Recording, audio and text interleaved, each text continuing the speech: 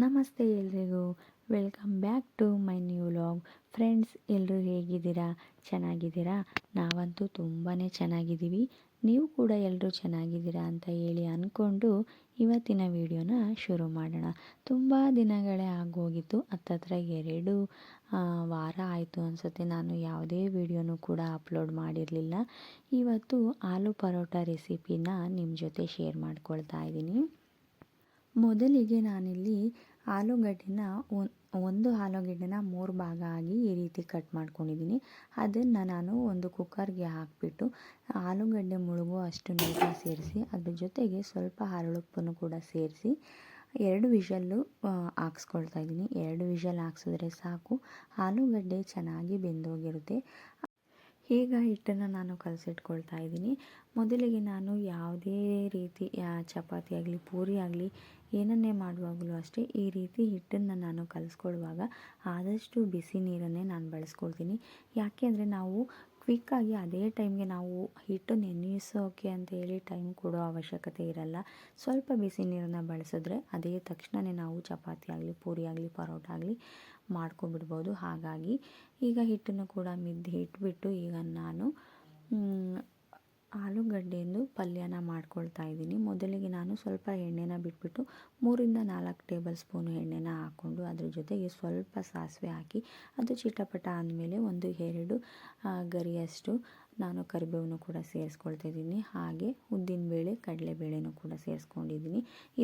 ಮೆಣಸಿನ್ಕಾಯಿನ ನಾವು ಈ ರೀತಿ ಕಟ್ ಮಾಡಿ ಹಾಕ್ಕೊಂಡು ಮಕ್ಕಳು ತಿನ್ನಲ್ಲ ಅಂತ ಅಂದಾಗ ನಾವು ಇದನ್ನು ಮಿಕ್ಸಿ ಜಾರ್ಗೆ ಹಾಕ್ಕೊಂಡು ಗ್ರೈಂಡ್ ಮಾಡಿ ಕೂಡ ಮೆಣಸಿನ್ಕಾಯಿನ ಬಳಸ್ಕೋಬೋದು. ಆಗ ಮಕ್ಕಳಿಗೆ ಎತ್ತಿಡಬೇಕು ಅಥವಾ ಖಾರ ಆಗಿದೆ ಇದೆಲ್ಲ ಅದು ಗೊತ್ತಾಗಲ್ಲ, ನಾರ್ಮಲಾಗಿ ಪರೋಟನ ತಿಂತಾರೆ.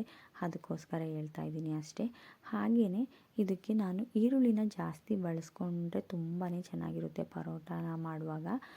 ನಾನು ಸ್ವಲ್ಪ ಕಡಿಮೆನೇ ಬಳಸಿದ್ದೀನಿ, ಯಾಕೆಂದರೆ ನನ್ನ ಮಗಳು ತಿನ್ನಲ್ಲ. ಹಾಗಾಗಿ ಅದ್ರ ಜೊತೆಗೆ ನಾನು ಸ್ವಲ್ಪ ಅರಿಶಿನ ಪುಡಿ ಹಾಗೆ ಗರಂ ಮಸಾಲನ ಸೇರಿಸ್ಕೊಂಡು ಸ್ವಲ್ಪ ಉಪ್ಪನ್ನು ಕೂಡ ಸೇರಿಸ್ಕೊಂಡು ಚೆನ್ನಾಗಿ ಮಿಕ್ಸ್ ಮಾಡ್ಕೋಬೇಕಾಗುತ್ತೆ. ಚೆನ್ನಾಗಿ ಮಿಕ್ಸ್ ಮಾಡಿದ ತಕ್ಷಣ ನಾವು ಆಲೂಗಡ್ಡೆನ ಈ ರೀತಿ ಸ್ಮ್ಯಾಶ್ ಮಾಡಿ ಇಟ್ಕೊಂಡು ಅದನ್ನು ಕೂಡ ಸೇರಿಸ್ಕೋಬೇಕಾಗುತ್ತೆ. ಇದು ನನ್ನ ಮಗಳೇ ಆಲೂಗಡ್ಡೆದು ಸಿಪ್ಪೆ ಎಲ್ಲ ತೆಗೆದು ಈ ರೀತಿ ಸ್ಮ್ಯಾಶ್ ಮಾಡಿ ಪ್ರಿಪೇರ್ ಮಾಡಿಕೊಟ್ಲು. ಸ್ವಲ್ಪ ನನಗೆ ಕೆಲಸ ಕೂಡ ಈಸಿ ಮಾಡಿಕೊಟ್ಲು. ಇಂಥ ಕೆಲಸಗಳೆಲ್ಲ ನಾವು ಅಮ್ಮಂದಿರು ಮಕ್ಕಳಿಗೆ ಹೇಳ್ಕೊಡ್ಬೇಕು ಅಥವಾ ಮಾಡಿ ಅಂತ ಹೇಳಬೇಕು ಅಂತ ಏನಿಲ್ಲ. ಇಂಥ ಕೆಲಸಗಳನ್ನ ಮಕ್ಕಳಿಗೆ ಆದಷ್ಟು ಇಷ್ಟಪಟ್ಟು ಮಾಡ್ಕೊಳ್ತಾರೆ. ನೋಡಿ, ಇವಾಗ ಲಾಸ್ಟಲ್ಲಿ ನಾನು ಕಾಯಿ ಮತ್ತು ಕೊತ್ತಂಬರಿ ಸೊಪ್ಪನ್ನ ಸೇರಿಸ್ತಾ ಇದ್ದೀನಿ. ಕಾಯಿನ ಕೆಲವೊಬ್ಬರು ಹಾಕಲ್ಲ, ಕೆಲವೊಬ್ಬರು ಹಾಕ್ತಾರೆ. ನಾನು ಎಲ್ಲ ಟೈಮಲ್ಲೂ ಬಳಸಲ್ಲ, ಅಂದರೆ ಈ ರೀತಿ ಪಲ್ಯದಲ್ಲಿ ಮಾತ್ರ ನಾನು ಹೇಳ್ತಾ ಇದ್ದೀನಿ.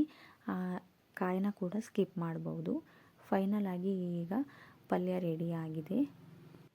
ನೆಕ್ಸ್ಟು ಇವಾಗ ನಾನು ಹಿಟ್ಟನ್ನು ಈ ರೀತಿ ತಗೊಂಡು ಇವಾಗ ಚೆನ್ನಾಗಿ ಹರ್ಕೊಳ್ತಾ ಇದ್ದೀನಿ. ನೋಡಿ ಎಷ್ಟು ಸ್ಮೂತಾಗಿದೆ, ಎಷ್ಟು ಬೇಗ ಆಗುತ್ತೆ ಅಂದರೆ ನಾವು ತುಂಬ ಫೋರ್ಸ್ಫುಲ್ಲಿ ನಾವು ಅರಿಬೇಕು ಅಂತ ಏನಿರಲ್ಲ. ಯಾಕೆಂದರೆ ಬಿಸಿ ನೀರನ್ನ ಹಾಕಿ ನಾವು ಮಾಡಿಕೊಂಡಾಗ ತುಂಬ ಸಾಫ್ಟಾಗಿರುತ್ತೆ ಹಿಟ್ಟು.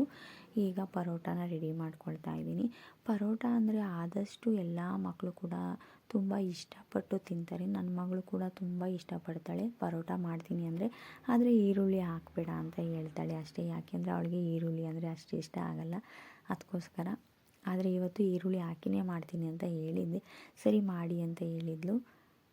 ಯಾವಾಗಲೂ ನಾವು ಮಾಡಿರೋ ತಿಂಡಿಗಳನ್ನೇ ಮಾಡಿ ಕೊಡ್ತಾಯಿದ್ರೆ ಮಕ್ಕಳಿಗೆ ಅವಕ್ಕೂ ಕೂಡ ತುಂಬ ಬೇಜಾರಾಗುತ್ತೆ. ಮಾಡಿ ತಿಂಡಿನೇ ಮಾಡ್ತಾರಲ್ಲ ಅದನ್ನೇ ತಿನ್ನಬೇಕಲ್ಲ ಅಂತ ಹೇಳಿ ಕೆಲವೊಂದು ಸಲ ಹೀಗೆ ಒಂದು 15 ಡೇಸ್ಗಾಗಲಿ 20 ಡೇಸ್ಗೆ ನಾವು ಬೇರೆ ರೆಸಿಪಿನ ಟ್ರೈ ಮಾಡಿ ಮಾಡಿಕೊಟ್ಟಾಗ ಮಕ್ಕಳಿಗೂ ಕೂಡ ಇಷ್ಟ ಆಗುತ್ತೆ.